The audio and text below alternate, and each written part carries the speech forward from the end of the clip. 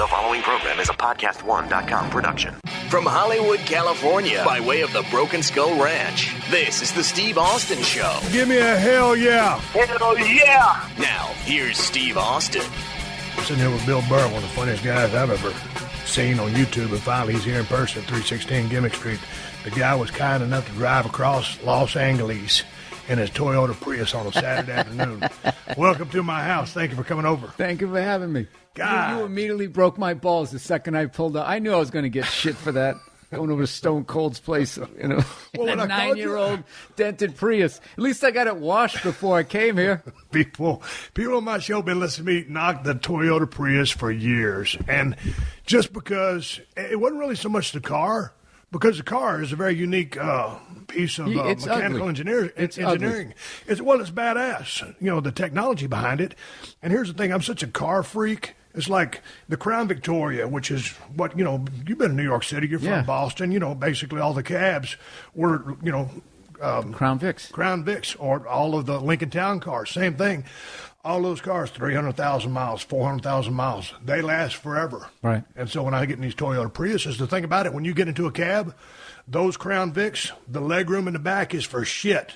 All of a sudden, when these Toyota Priuses started coming into vogue and they started putting the taxi signs on them, you get into the back of those things, you've got twice as much room as done a Crown Vic. So I started loving the Toyota Prius from that aspect. Right. And then the other day, I bought this Ford Focus that I showed you out there on my curb. Right. I'm gonna make you a sweet deal before this podcast is over. You just bought that? I just bought that. And you're already trying to get rid of it. Well, it's because You tried to sell it to me on the phone ride over here, and when I pulled up, you're like, "Hey, nice to see you, Bill. I want to show you this fucking pea soup green."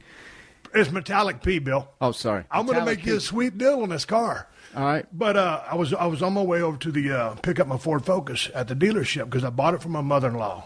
I figured I was doing the right thing. She decided to sell it. We kind of settled at a price. It was low retail, high trade-in, so it was a fair deal for both of us.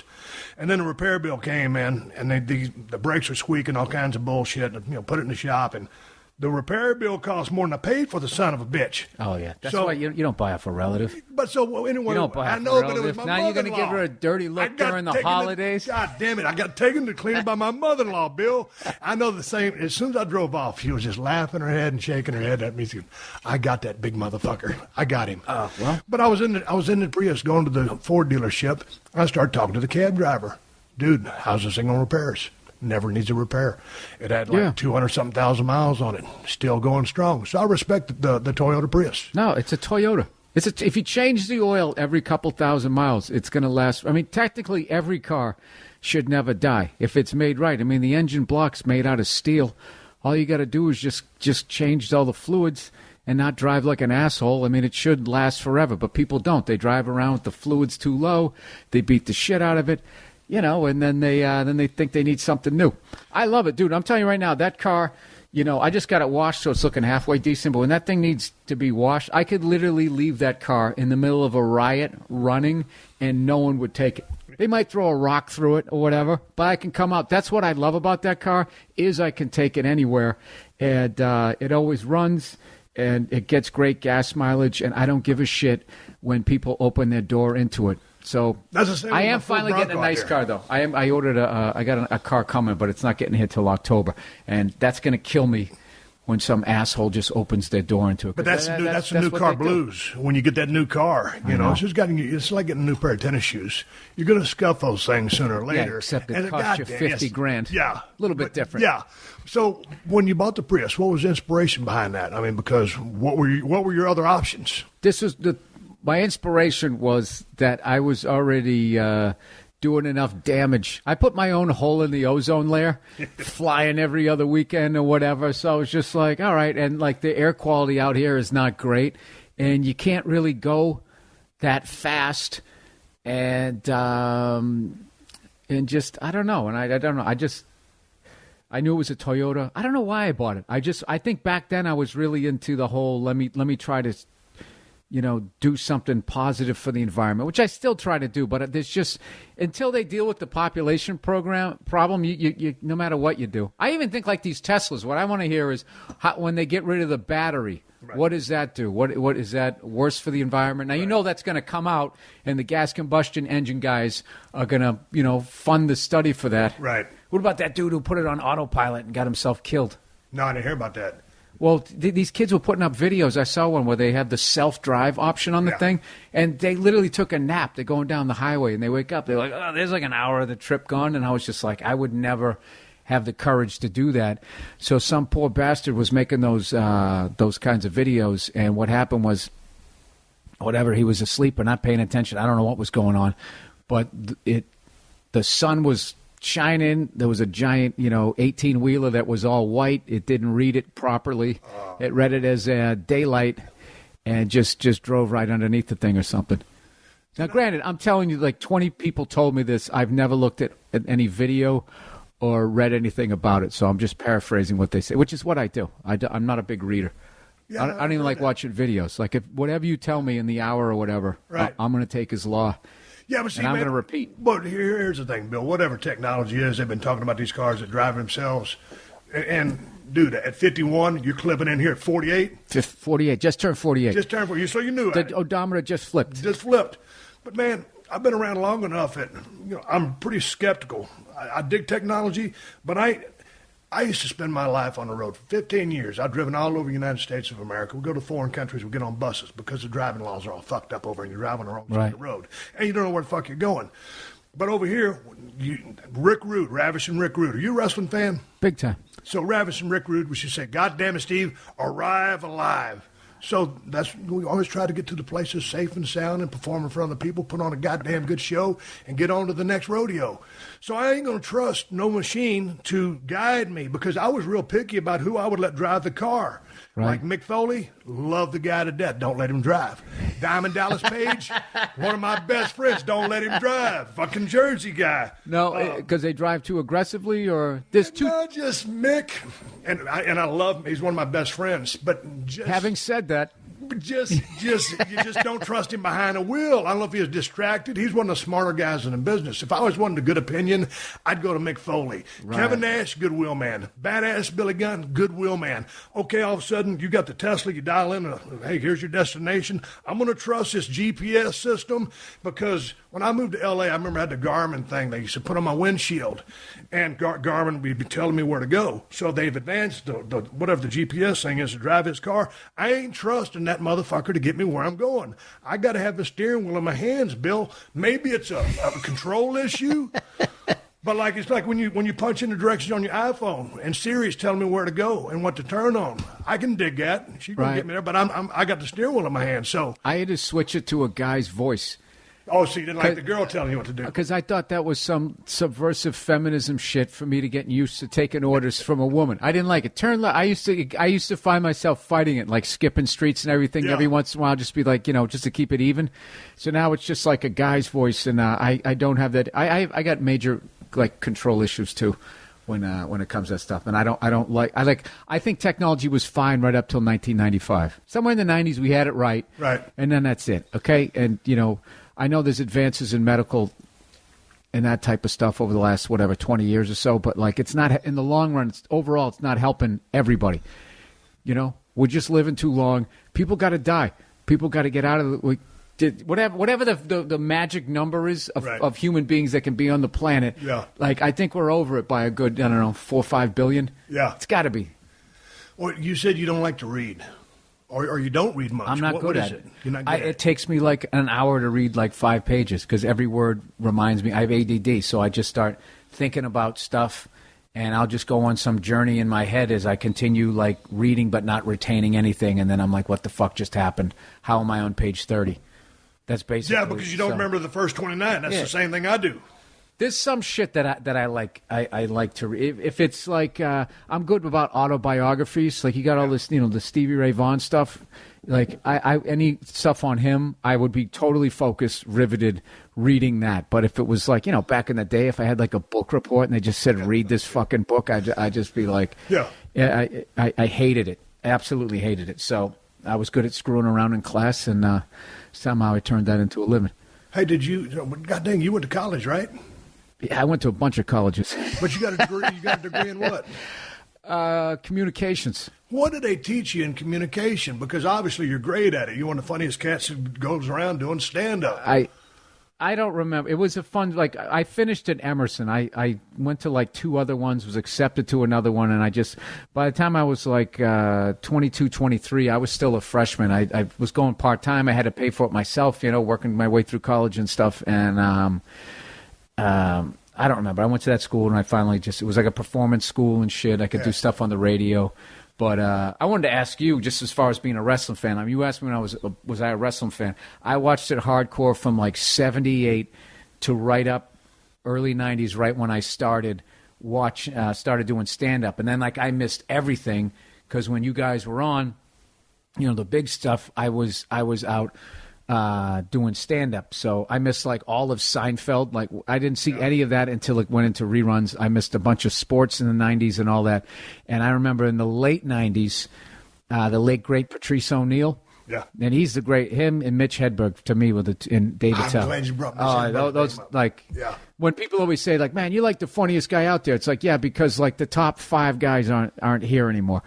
If they were back, I'd be featuring at an improv. So in the late 90s, I was living with another comic, Robert Kelly, and him and Patrice were really into wrestling, and that's when you and The Rock brought it back. And, like, all of what I've always admired about all of you guys, because I never understood the amount of pain you were going through, was how goddamn funny all the characters were. And, I mean, all the way from, like, Captain Lou Albano to Mr. Wonderful, Rowdy Piper, all of these guys. I used to watch all of those guys and just laugh my ass off watching them. And then when you guys came along, you guys took it to a whole other level.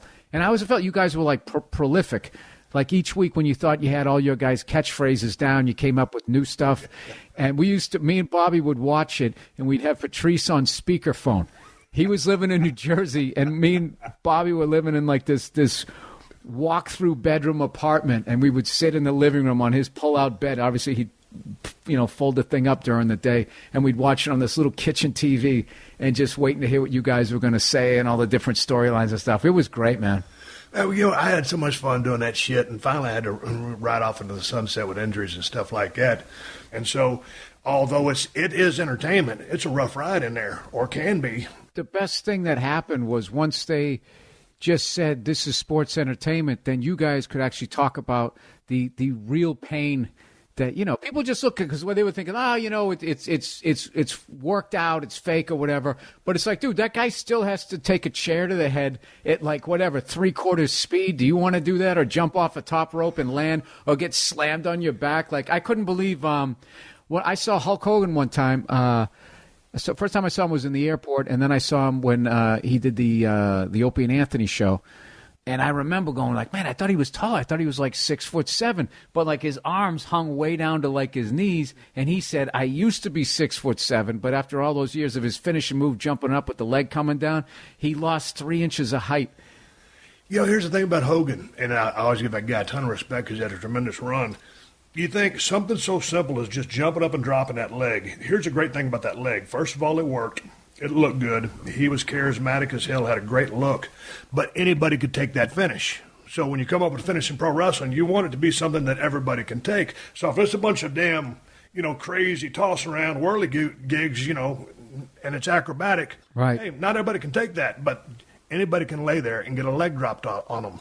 But my point is, when you're 6'6", you're 320, when you drop that leg for 30 years, man, it's like interest. It compounds daily, especially as you get up on it in the years. So, he's paying the price of that. Just a simple leg drop. And, there was times, dude, my finish was a Stone Cold Stunner. So sometimes I'd go to TV on a Monday Night Raw. Monday Night Raw, Bill, was like therapy for me because it was like, okay, I get all my shit out. We used to take that night off as stand-up. Me, Bobby, and Priest, we would take the night off. We'd have him on speaker. I remember one time, I think he actually made the journey all the way in from Jersey just to watch it. And all 3 of us sitting on that little couch. We ordered, like, Chinese food. It was the greatest, man. But sometimes you go to the building, it's like, hey, Steve, would give you about, 6 or 8 stunners tonight. Bam, here's going to come down to the ring, give him a stunner, give this guy a stunner. I'm like, God damn, my back's all fucked up. But you're not going to say, well, Vince, my back's kind of fucked up. I better take the night off. Right. You're out there ringing up stunners with a fucked up back. So it catches up to you. It seems a lot like pro football, where their thing is always like, can you go, is the question. And there's only one answer to that, or else you're out the door and someone else is going to take your job. So I don't know. I mean, one night, me and Bobby, we were going to, thank God we didn't go through with it. There was this old comedy club, the Boston Comedy Club, and people used to always joke it looked like an old ski lodge that sort of burned down. I mean, it was a shithole. It had this wooden stage, small one too. And we were talking one night, and he was going to do the Rock's finishing move. What was that? The rock bottom? Is that what it was called? Yeah. He was going to do that to me, or I was going to do it to him. And fortunately, I mean, I was already like 30 years old during that time. That would have fucked me up. He was somehow going to do it. And we were going to get into some phony argument on like a Tuesday night, like with 8 people there, and he was going to pick me up and slam me down. We would try to work the whole thing out. And fortunately, smarter, we actually... Just because, you remember when you were a kid and you'd try to do all the wrestling moves to your friend the first time? First time, I remember doing the Polish hammer, and you didn't know not to interlock your fingers. You'd slam it to your little buddy's chest, and all your fingers felt like they broke off. And we didn't understand, like, all of those things. I fortunately had, like, 3 younger brothers, so I could, try out the airplane spin, everybody's move. But I remember the first time, one of the first 2 times I really fucked up my back. 4th grade, this kid put me in a figure 4 leg lock because he was trying to show me how to do it, and he got me into it. And then all the kids started going nuts, and he kind of was like into the crowd cheering. He wasn't letting me out of it. So I got up to try to undo the leg, and I felt a pull on my lower back. That was 4th grade. And then the first time I messed up my upper back was Tony Atlas inspired. His finishing move was to put you up over the head. And I picked up my brother, who was about 4 years younger than me, and I went to pick him up over my head. I swear to God, it felt like my spine bent. And I got about halfway over my head. I still remember where I was at. I was in the living room. So fortunately, there was a rug, because when I had to drop him immediately, he was crying because he fucked up his shoulder. And, so that's the funny thing. So everybody's sitting there going, yeah, wrestling's fake. It's like, really? When I do it, I still get hurt. So... Well, it's funny because on your Twitter account, at Bill Burr, there's a picture of you and Nature Boy Ric Flair. Arguably one of the funniest dudes who ever lived. Oh, goddamn, he's hilarious, and he's my favorite pro wrestler of all time. But my point is, it plays back into your story about being in the figure 4. Bill, next time you get put in a figure 4, don't try to unlace your legs. Just roll over. You reverse the pressure. Which way do I... Either way, whether all you got to do is go belly down, and it puts the pressure on him. Allegedly, that's how it works. So just do you know how cool it is?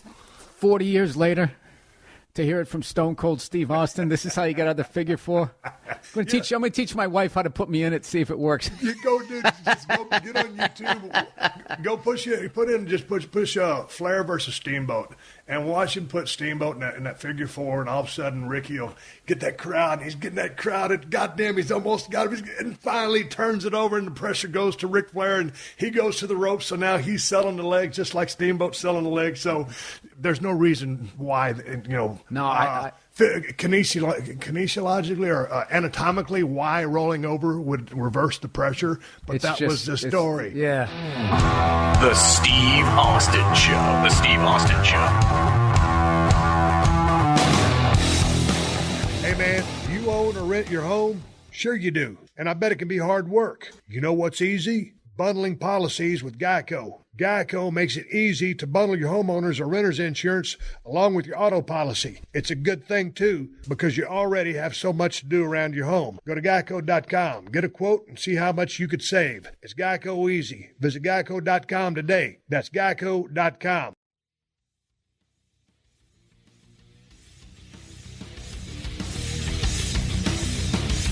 So tell me about starting off, dude, because you said you got 3 brothers, right? I have 4 brothers. 4 brothers? Yeah. Okay, so, were you the funniest guy in the family? Were you always funny? No, I wasn't. No, my older brother was 10 times, still is 10 times funnier than me. Everybody I grew up in the suburbs of Boston, and I just everybody was funny. Can't explain it. There's something basically about the New York, Boston, all the way down to Jersey area, tri-state area, and all in there. Everybody's like a character. But there's something about Boston where it's just I don't know, if you watch those reality shows, more times than not, at least the ones that my wife watches, those Survivors and stuff, there's always some Boston lunatic You know, he's got the crazy accent. They're just a bunch of characters there. So I just think everybody, you know, was so funny growing up that you just sort of like absorb it. And there was all big families and stuff, and like fighting was accepted back then, and drinking and driving wasn't like No, I used to fight. Good old days, a fist fight. Yeah, my parents. The rule was don't hit each other in the face. It was like hit each other from here to here. That was considered working it out amongst yourselves. Yeah, I remember my mother one time tried to smash a brush over my head because my brother said I kicked my other brother in the face, which was bullshit. I kicked him in the stomach. I don't know why to this day he said that. So my mother was brushing her hair. She had this big, like the 70s plastic, you know, who's the fairest of them all brush. So she turned around and smashed me in the head. And I like did that pussy duck. Basically, you put your shoulders up and go, and she caught me right in the middle of the back, right? And it would have been great for wrestling. The whole brush exploded. And my mother was like, you know, we had so many kids or just so cheap. I just remember she just picked up like the brush part. And for like the next 10 years, she was just holding the brush part. And every once in a while, I'd catch her using it. I'd just be like, you know, I would still be pleading my case. Going, I kicked him in it was his chest. I think that's why my brother had a bad angle. It was like a quick play at the plate or something. He had a bad angle. He thought I kicked him in the face. I didn't. To this day, I'll go to my grave denying that. Dude, the thing was, if you popped off to my mom and she happened to be in the kitchen, she had one of those wooden spoons in her hand, and she got you cornered. Oh, yeah. She was going to wear your ass out with a wooden spoon. Yep. And she'd break them, and my dad just go get her more wooden spoons. So my grandmother broke one. Don't talk shit to your mom when she got a wooden spoon. That was my deal. I learned that real fast. My grandmother tried to break one over my head, but I got my arm up quick enough and it snapped. I kept messing up this rug, which she wasn't looking, a little throw rug, and she kept going like, who keeps messing this up? So it became like this game. And she went in the kitchen and she stopped real quick and looked back out and she caught me messing it up. And she, dude, turned into the devil, just came flying at me like it was a hatchet. Yeah. And I just put my arm up. It was really weird because I only saw her a few times a year, so it was kind of like a stranger coming at me. And it snapped over my forearm, and then she just went, wow, that's the end of that spoon. And that was it. Went out and bought another one. My other grandfather used it to, you remember the 70s refrigerators? We had the side-by-side. He couldn't handle the fact that we just kind of went in there and got something to eat whenever we wanted to. So he jammed the thing in there so we couldn't open it. So we were sitting there starving. Just an ornery guy. Just jerry-rigged this thing, and we couldn't get anything to eat. Okay, so we're going back to your stand-up deal because on and researching it says you started in '92. Yep. But you probably you were testing shit out before then. What makes you decide to just turn pro and start in '92 on the stand-up career? There is no turning pro as a comedian. It's just you just get thrown in the deep end. It's not like you can't like try out material. It was a talent contest. This place, Nick's Comedy Stop, which still exists, which is crazy because I've been doing it for 24 years. That the place that I stepped on stage first still exists. Nick's Comedy Stop had a contest, find Boston's funniest comedy student, and it was just basically a big hype thing to get a bunch of college kids in there drinking, watching their friends go up and bomb. And I saw it, and I just immediately called the number before I chickened out, before I really had to think about it. And I do remember vaguely sitting down trying to write material, and you're just sitting there going like, how do you do this? Like, I've always been funny in class, but but funny just happened. You just sort of improv in your whole life. Like, you see something, you make a joke, you make people laugh, you throwing shit in or whatever. But now I'm going to sit down and artificially create this moment. Like, how do I get to the funny and stuff? And, that took a while. Definitely took a while. But is that like, I would imagine it's just like some of the guys, I watch History of the Eagles. Were you a big Eagles fan? Yeah, I worked in a warehouse, so they played it. It got to the point they played them so much that there was a few groups that I had to take like a decade break from. Right. They were one of them. Zeppelin. Yeah. The Eagles, Crosby, Stills, and Nash. We had like classic hits on. There was the guys who worked in the warehouse also played in a band, and they played a lot of that classic rock stuff. So they listened to that. WZLX was what it was, and they played that shit from like 9 in the morning till 5 at night. And it got to the point of like, I can't listen to this stuff anymore. Yeah, I can get you on the decades off stuff because they hit them so hard for so long. I needed a little break myself, and listen to how those guys learned how to start writing songs.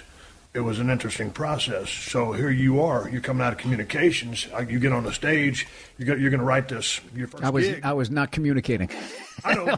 when I got on stage, the communication was not going well. So did you win the gig, or how long was your first set?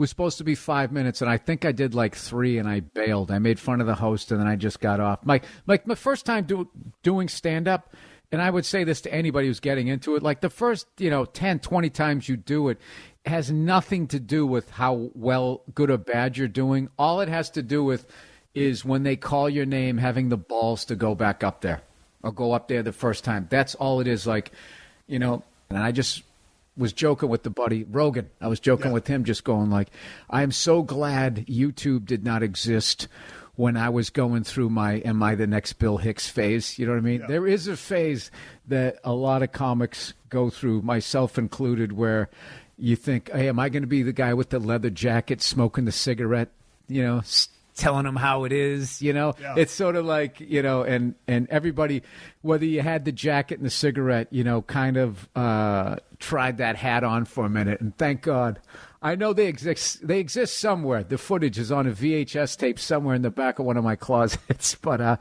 it'll never see the light of day, right? But when so you hit the stage and all of a sudden you start getting booked. I mean, what's the dues paying process? Are you working another job on the side? It's a lot like when I read books on like I've read all you guys' books. Like one of my favorite ones was Ric Flair, To Be the Man, You Got to Beat the Man. I own that in hardcover. Like I read all of those things.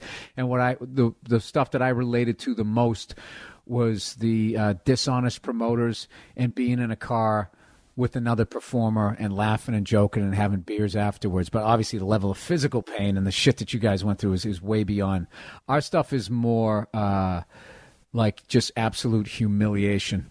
Just like, there's still sometimes, like, I will think about stuff that happened to me when I was on stage. It always happens when I'm in the shower. I don't know why.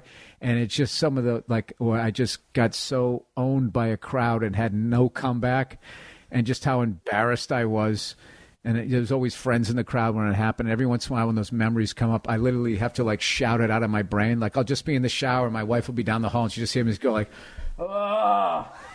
And then she'll be in the kitchen going like, are you okay? I'll be like, oh, yeah, it's, I just, my back. Yeah. And it isn't. It's me thinking about like, I took some bad ones. It's weird. The older I get, they're starting to fade from my memory. But I mean, there's definitely a lot of horrific gigs, not getting paid. I mean, in the first, you're just so happy that you're getting any stage time. And that's another big thing. At some point, you got to put a worth on what you're doing, because you just come into the business hat in hand like, I'll do anything. I'll clean the bathrooms. I'll sweep up. Just give me 2 minutes. I'll drive. I was in Massachusetts. I used to drive up to New Hampshire and Maine for 5-minute sets. And I was working with my dad in a dental office, right? And we'd be numbing up people, pulling teeth. And why he would be. I'd just hand him the shit. And then the second the gig it was over, I'd go out and go do a gig. And I was still living at home, so my dad knew I was going all the way up to Maine. And he would book patients at like 7 in the morning. Like my dad was just a lunatic, how hard he worked, like 7 to 7. And, I would come home. I get home at like 3 o'clock in the morning, and I would wake up and I wouldn't be worth shit. And he'd be like chewing me out in front of the patients. Like, Christ, Bill, you're out to lunch, like right in front of somebody sitting there with their mouth open and shit. But I still remember the first time I got paid $5 in gas money, and it blew my mind. I just remember I had this 83 Ford Ranger, vinyl seats, piece of shit, just like the anti-pussy mobile, right? Just driving this thing. And I just remember just looking at that $5 bill thinking like, I got that for telling jokes. And just that whole idea of like, can you imagine if I could actually like not have a day job? I remember the dream was very incrementally. Imagine if I became a paid comic and I was just the host, and then imagine being the feature, and then imagine being the headliner. And then I remember just fantasizing about the day I could quit my day job. And I started out also with Dane Cook, and I remember he was working at Blockbuster Video, and I remember the day like he quit. He was telling me he was quitting. Like I vicariously lived through it with him, and I remember like calling him up or seeing him at Nick's like later on a few days later, being like, dude, what's it like? He's like, oh, it's awesome. He goes, you wake up whenever you want. You just sitting there. I remember he said this. He goes like, you know what? I'm going to have some toast. And like that freedom I've never taken that for granted. Like the unbelievable freedom that you have once you're a working comic, where you can just, you work when you want to work, I mean, it doesn't happen. I mean, when I got to that level, it took like 20 years to be like, okay, I can now I have a following. I can work like that. But I still remember how awesome it was. And when I would do the road, I was a big sports fan. So I just, I would just look at if I had a bunch of college gigs, I would just take out the baseball schedule, football, hockey, whatever the hell it was. And I would just book gigs around there. Or I would drive out of my way to go see shit. But a lot of that stuff was unlike you, where it was just me by myself, those college gigs and shit. Went to the Mall of America. Yeah, but if you're driving down the road by yourself, are you sitting there thinking, okay, you see a billboard, or you just start thinking about something? Are you trying to think of shit all the time? You know what I was usually listening to music, fantasizing that I knew how to do that, and I have this I just constantly daydreaming of me being a hero. All the fuck, I don't know why that is, but if I listen to a Stevie Ray Vaughan song, right?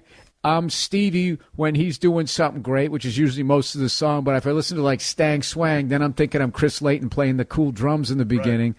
Right. And it's just so it was music, sports, and making people laugh. That's my triangle offense of trying to be happy. And so only making people laugh was the only thing I was actually good at. Everything else I was just weekend warrior stuff. But music was a huge thing to me. So I was always listening to all the shit I grew up on, AC/DC and Guns N' Roses.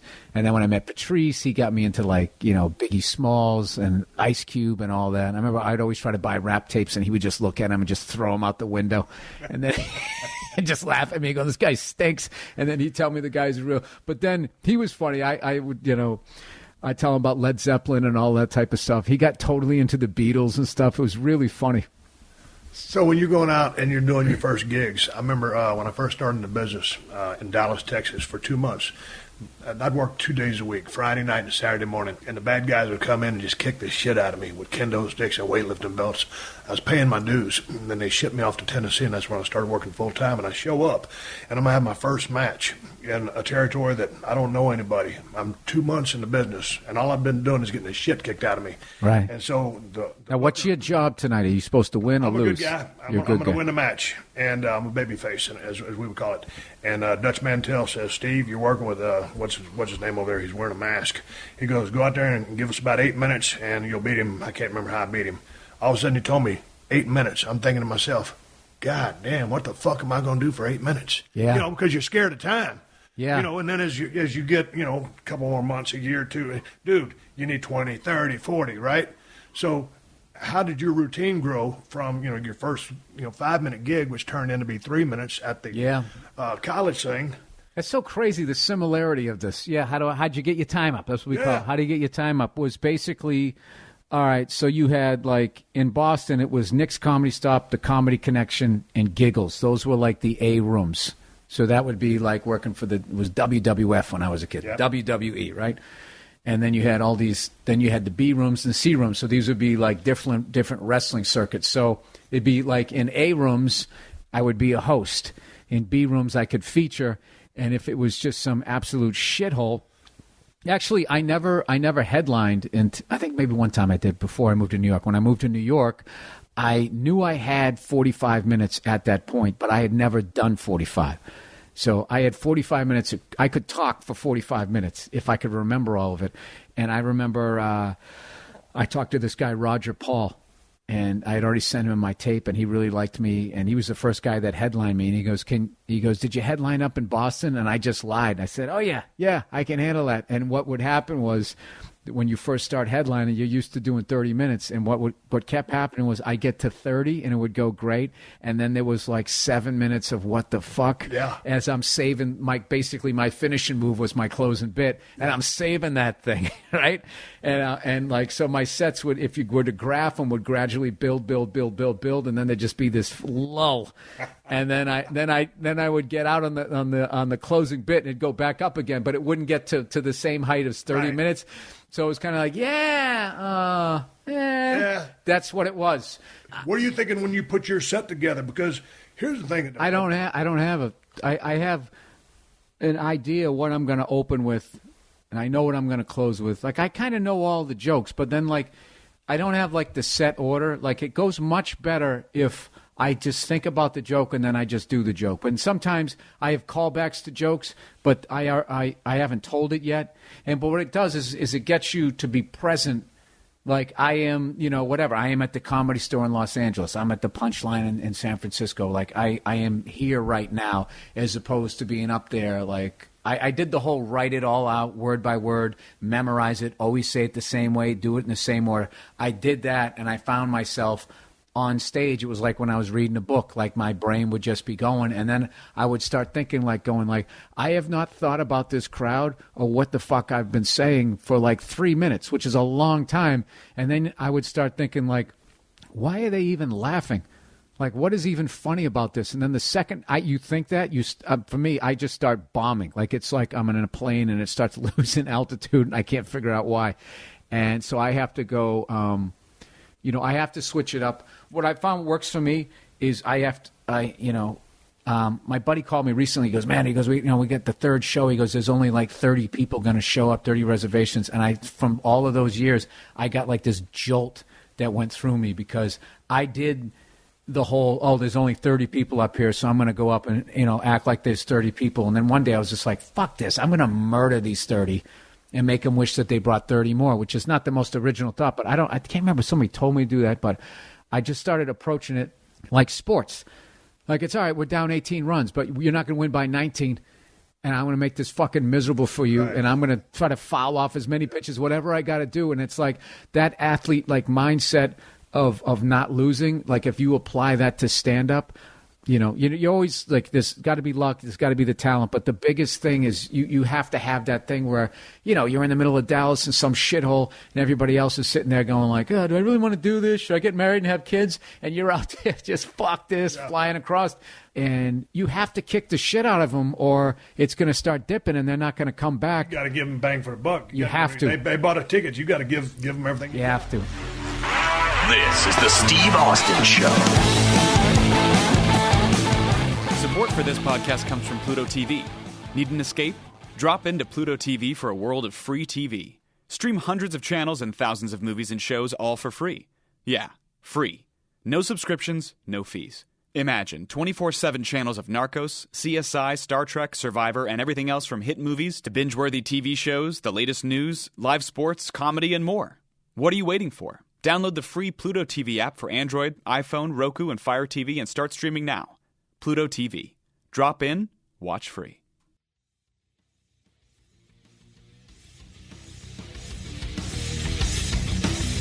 Going back to one of the points you made a while ago, I think you'll agree with. I'll put the hammer on what you were saying. I was talking with Zach Wilde.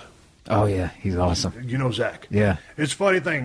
Before I started rolling the recorder, Bill walks into my house. He meets my wife and my dogs, and we come in here. And I have a guitar on my wall, as most of you people that listen to my show know about my Stevie Ray Vaughan guitar.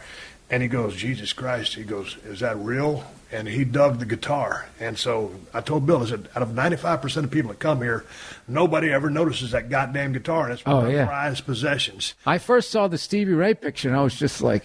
Found that. We was in Santa Barbara, and we was going through an old little file thing, and I saw the Stevie Ray black and white and had to have that thing. But Zach Wilde told me, just speaking of guitar players, I asked Zach one time, I was at Ozfest somewhere in San Antonio, man, I think we were about to get lit up, hammered, and I told him he was in his room just fucking shredding, and I said, goddamn, Zach, I said, what are you thinking when you're doing that? How do you play all that? Yeah. He goes, Steve. He goes, bro, he's from Jersey. Yeah. He goes, Steve, if you're thinking, you're stinking. Yeah. You just flow into the next idea. Same with pro wrestling, dude. I mean, you got to think. Here's the thing, and I want to get your feedback on this because, dude, okay, just say we're at Chicago Rosemount Horizon, my favorite building. They renamed it. My favorite building to work in because of the acoustics, and the people there are just rabid for wrestling. And so 18,000 strong, you go in there, and when you're having your match, you're listening to the response of that crowd because each time you go into a spot, if I'm working, say I'm working heel and you're babyface, I'll be the bad guy, you're the good guy. I'm calling the match. Boom, bing, we're working. Bam, I'm working that crowd. I'm popping them. Bam, I'm going to bring you down, settle them down. I'm going to piss them off by getting some heat on you, fire them up by giving you a little bit of something. Cool. And then boom, we're going to make them come on this comeback. And then the finish, that's explosion. So my point is, we're listening to that fucking crowd. I can't hear for shit, but I can hear a crowd. If you've got 18,000 people in there and 17,999 of them are cheering, and one motherfucker up there in row 100E is booing, I can hear him. Yeah. And so I'm tuned in that crowd. So you've got to be, like you said, sometimes those 3 minutes goes by, but you, to me, you read a crowd like a motherfucker. Well, you do it long enough, you don't. You're very instinctive. It's this big thing. It's this experience. big noise. It's a big noise that you're controlling, and then you got to know when to bring them up, when to bring them down. That took me the longest time to learn. I remember one time, one of those times when I was, when I just told that guy Roger Paul that I closed rooms, so he put me in some room. I can't even remember where the hell I was at, but this guy in the middle just murdered, and I forget what bodily fluid joke he ended on, and they go into the proctologist, and he's got his finger up my ass, and the fucking place is going nuts. Yeah. Like he has him up to 11.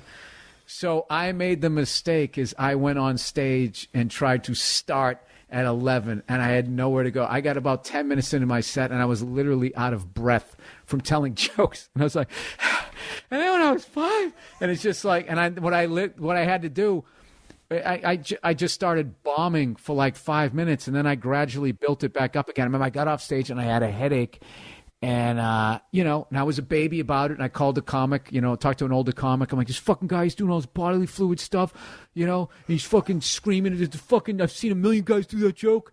And he just said, dude, he goes, don't ever do that. He goes, just go up. He goes, keep it going for that guy. Wasn't he great? And just start slow.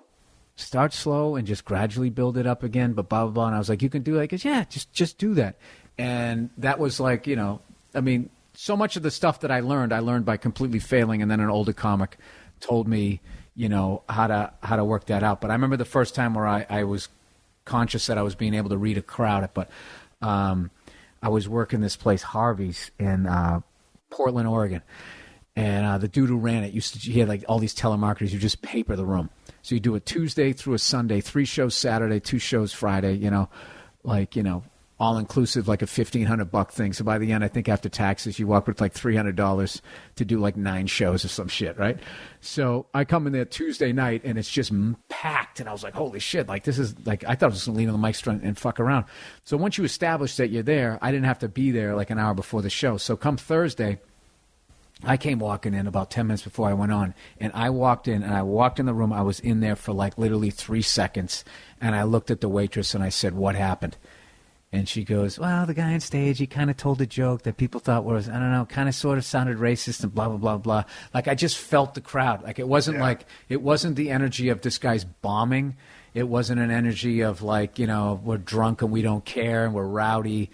It was this energy that something happened. Like, did somebody just get thrown out or whatever? And I remember thinking, like I remember trying to afterwards think about what was that sound, and it isn't a sound. It's just a feeling you get. It's so weird. It becomes back to that Zach thing you were saying. Well, if you're thinking, you're stinking. Like so, when I tried to, break down the thought of what it is, you can't verbalize it. So that's the same thing. The same thing. Like that's so fucking cool. You're listening to it, building it up and bringing it down. Yeah, but I'm watching you, so that's unreal, man. But here's a story that goes. Yeah, but you guys are beating the shit out of each other. I'm just up there going, what's up with Obama? You guys are like, I'll tell you one time, like I miss Ric Flair when he came up because it was back then you had territories. So yes. we were Vince McMahon's WWF. Yes. And I forget what he NWA. So I missed all of his stuff, and but you still heard about him. Oh yeah. And it wasn't until, like the mid-2000s when, YouTube came out and everybody posted the clips. And I just went down this rabbit hole one night. And I went from just hearing about the legend of Ric Flair to being like, he had like so many times, like if I would have bad gigs, I would watch your guys' clips and stuff and guys being on the mic. And his stuff, it's still my favorite one ever is when he held up that loafer and he told the guy his shoes cost more than his house. I remember when I was trying to describe that line to my wife, I was literally crying, laughing, and she was going like, because she's not into I'm just telling it secondhand. She goes, was it really that funny? I was like, yeah, you had to see the guy's face. It was probably true. If you looked at the guy he was saying it to, and this guy was standing there, and what I loved was he was so bought in to the character of Ric Flair. Like, it was so fucking real to him. I loved it. Oh, dude, you're hitting it 100% on the head. He was so convicted. It was a shoot. I mean, that in our business, like you said, a shoot match. I mean, that when somebody buys in that deep, he's living it. And it was real to him. Just a parallel to a quick story. I always tell the story all the time, but I give it to you because you've been there. Talking about following that guy who had the bodily fluids. He's like, God damn, how do I follow that? I tried to start out at 11. Dude, we used to go over to Japan, and all of a sudden, you're in the slot, and you're right behind either like a Chris Benoit, Dean Malenko, Eddie Guerrero. I mean, just some of those guys that are cruiserweights that just go like crazy. Nobody's business, just extreme workers, right? Badasses. And all of a sudden, I got my limited move set. I got a right hand. I can kick somebody, and that's about it, right? I got a headlock. But after these guys wouldn't blow the roof off a place, what do? How do you follow that? What would you do? You just go do your shit. Right. I can't try to emulate what they did. I've never done it in my life. So now all of a sudden, because they went out there, lit the crowd on fire. So you just go out there and you do your shit, and you're convicted like Ric Flair was on the promo with the shoe. You just do your match. You lay your shit in, and your intensity's high, and you don't rush it. And so that's how you follow. Did you ever try it? You must have early on, like, okay, I got to do some moves like that, even though they weren't part of your. Dude, when I was over in Japan, I used to do a top rope splash, and the dude moved. He was supposed to, and I tore my tricep off my arm. We was in Japan for 3 weeks. I tore my tricep off on the third night, so I got to wrestle for 2.5 weeks with the torn tricep. So that's when I knew that sticking to the ground was going to be, where I was going to make, have a long career. Yeah, where I was going to have a long career. Answer me this question, because sometimes, dude, we go out there and just say, like you said, sometimes one time a long time ago, it was me and Flying Brian, we were wrestling Shane Douglas and Ricky the Dragon Steamboat, and it was a big snowstorm. One of the greatest names ever. Yeah, and so nobody could get to the building, and there were literally 50 or so people there. And man, we went out there just like the story you said a while ago, and we lit that place on fire. 30 minutes of bust-ass tag team wrestling. That's awesome. We put on a show. That's awesome. The Steve Austin Show. The Steve Austin Show.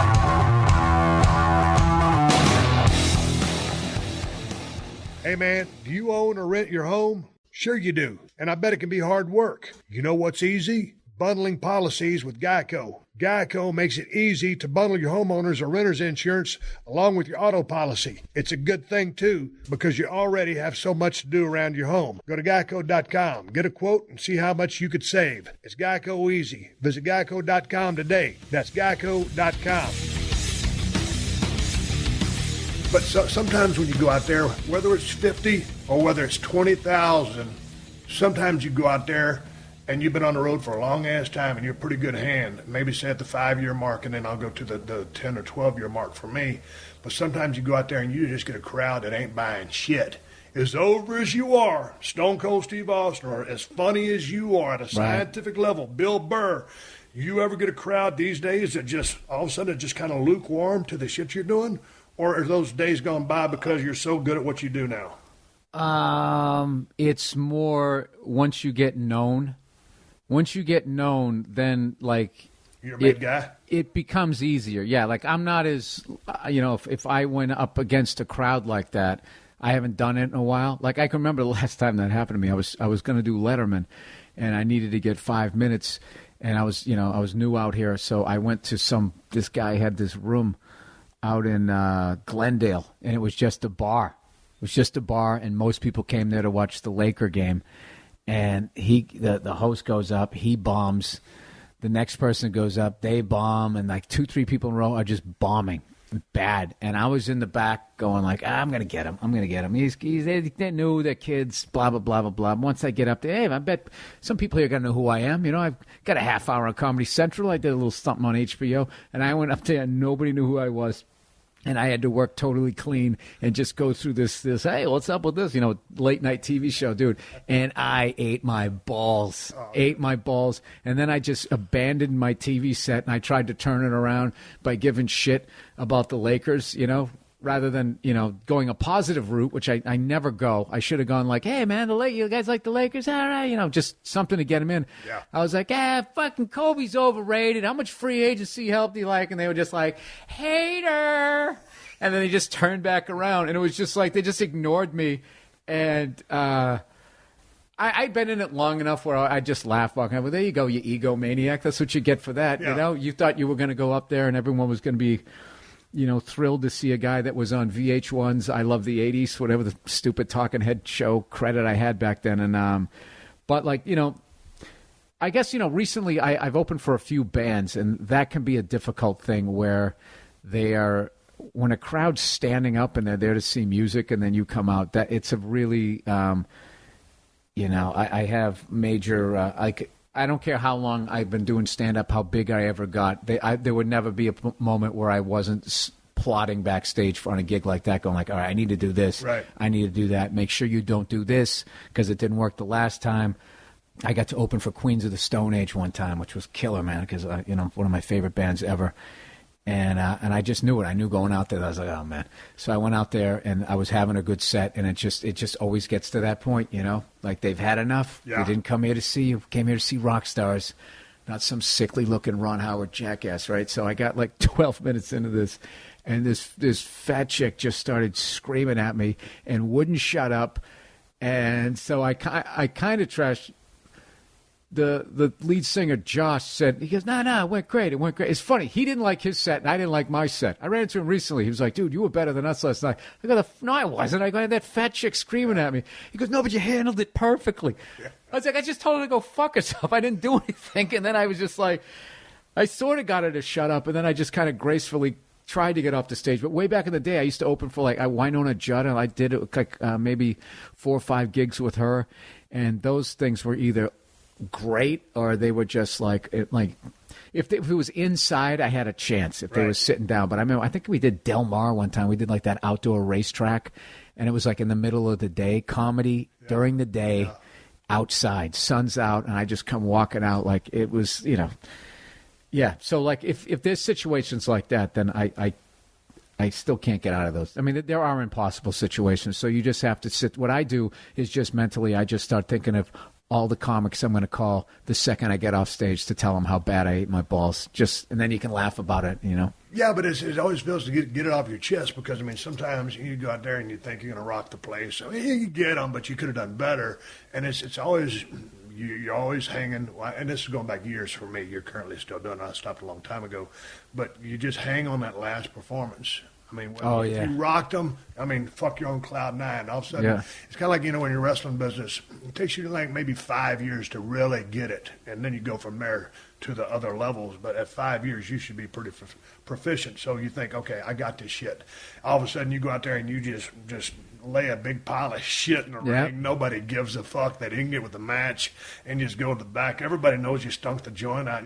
Thinking, God damn, I thought I knew how to do this shit. That's the worst. Sometimes you do, sometimes you don't. Yeah, you walk backstage and everybody's avoiding eye contact. It's like, oh, so man. The next night you go out there and your confidence level has got just a little bit lower. So you're hoping you get this crowd to get your confidence back. 'Cause, dude, if you lose your swagger and it's over. I mean, you ain't got it no more. That was me in 99. 99 or 2000. Well, I had failed in L.A. and I moved back. When did you first come to New York? Like 96. How did you fail out here?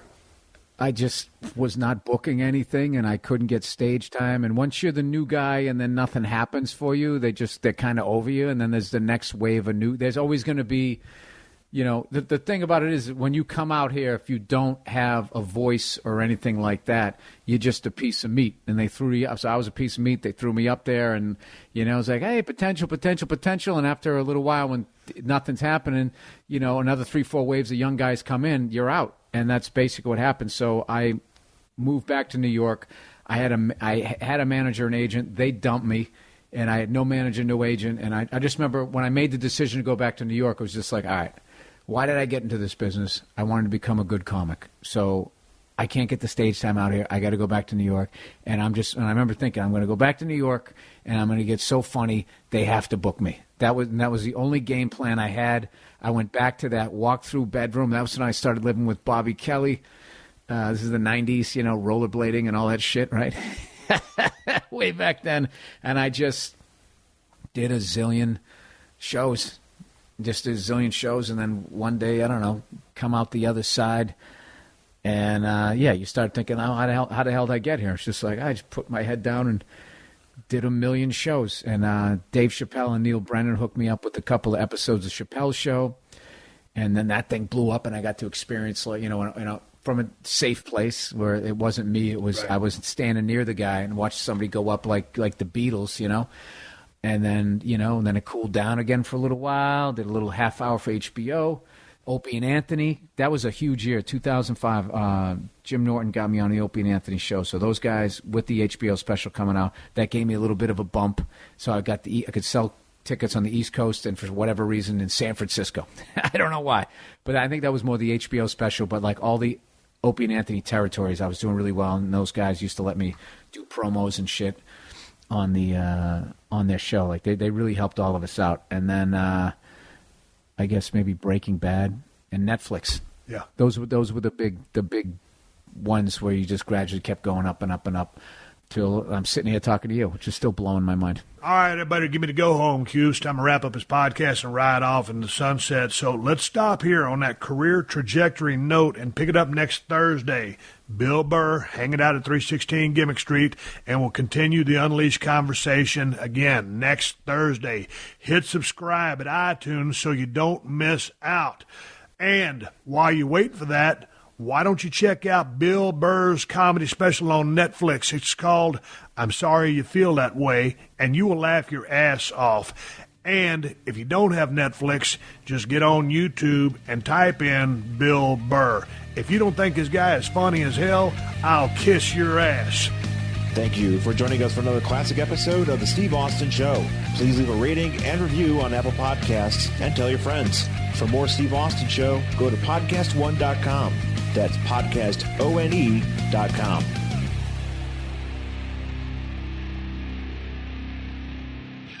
Support for this podcast comes from Pluto TV. Need an escape? Drop into Pluto TV for a world of free TV. Stream hundreds of channels and thousands of movies and shows all for free. Yeah, free. No subscriptions, no fees. Imagine 24/7 channels of Narcos, CSI, Star Trek, Survivor, and everything else from hit movies to binge-worthy TV shows, the latest news, live sports, comedy, and more. What are you waiting for? Download the free Pluto TV app for Android, iPhone, Roku, and Fire TV and start streaming now. Pluto TV. Drop in, watch free. All right, sports fans, PodcastOne has two great new shows for you to check out. 7-time NBA champ Robert Horry is bringing big guests and great NBA commentary on the Big Shot Bob Pod. The Brooklyn Nets remind me of Oklahoma Sooner football, and we got to have to outscore you every time, and that's what the Brooklyn Nets are. Man, you got Steve Nash at the helm. You got D'Antoni. They ain't thinking about no defense. And Eric Bowling and Brett Favre come together for Bowling with Favre. Everything from sports to politics to business and culture. Any insight on what Aaron plans to do in Green Bay? What I read into his comments were simply frustration, nothing more than that. Subscribe now to the Big Shot Bob Pod and Bowling with Favre on the PodcastOne app, Apple, Spotify, or wherever you get your podcasts. And rate and review the shows on Apple for your chance to be featured.